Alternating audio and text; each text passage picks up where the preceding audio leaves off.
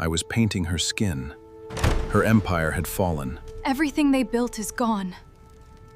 Please just paint me again. My name is Marcus Vale. I was a painter, a human artist living in exile on an alien world, creating art nobody wanted to see. Until Queen Ligia Vexcara walked into my studio and asked me to paint her. "I want you to create something that shows who I am," she said. "Not what I rule. Who I am." For 3 months I painted her. Not her armor. Not her crown. The luminescence of her skin. The grace in her features. The strength in her eyes. Every brushstroke was a conversation between artist and subject. We fell in love through paint and silence. Then the day came when she had to leave. "My empire is at war," she said. "I have to go." "Come back," I said. "I will," she promised. She came back broken. Blood soaked through her armor. Tears streaming down her face. Her entire military defeated. Her throne overturned. Everything gone. "Ligia," I started. "Don't," she whispered. "Don't look at me like that. Don't see me as anything but what I am now. A failed ruler.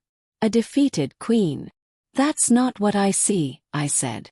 "What do you see?" she asked, her voice breaking. "I see the woman I've been painting for 3 months," I said. "And she's still the most beautiful thing I've ever created." She collapsed against me.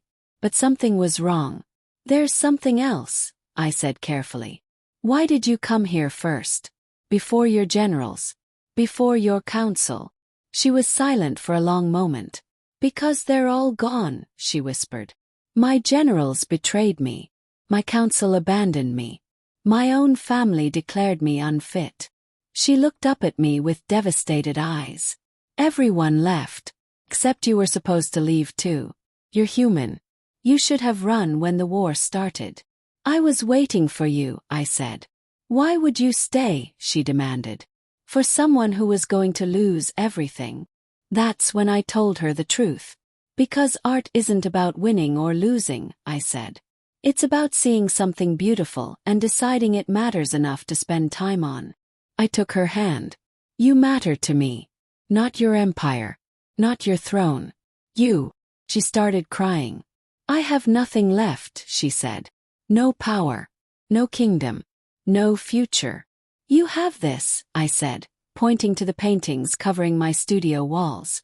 "Every moment I've captured. Every stroke of the brush. Every time I saw you and decided you were worth painting." I pulled her close. "You have me." Over the next week she recovered. But something had shifted. The war wasn't over. It was just beginning. Her enemies were mobilizing. They wanted to finish what they'd started. "I have to leave again," she said. "I have to fight." "Then fight," I said. "But let me do something first."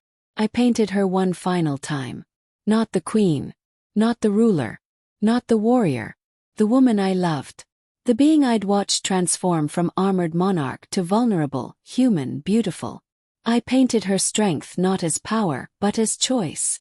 Not as conquest, but as courage. When I finished, she stood before the painting and wept. "That's not me," she said. "It's exactly you," I said. "It's who you were when you let me see you." She went back to fight. And I waited. For 3 months I didn't paint. I just waited in my studio, surrounded by images of her, terrified she wouldn't come back. Terrified that my love wouldn't be enough against the forces trying to destroy her. Then one day she returned. Not in blood this time. In victory. But something had changed in her face. Something had hardened. The vulnerability was gone. The softness I'd painted so carefully had been replaced by the weight of power. "I won," she said. "I reclaimed my throne. I rebuilt my empire." I should have felt joy. Instead I felt loss. "What happened to you?" I asked quietly. She looked at the paintings covering my walls. At the images of herself as she'd been. Open, vulnerable, real. "I became what I had to be," she said. "I hardened.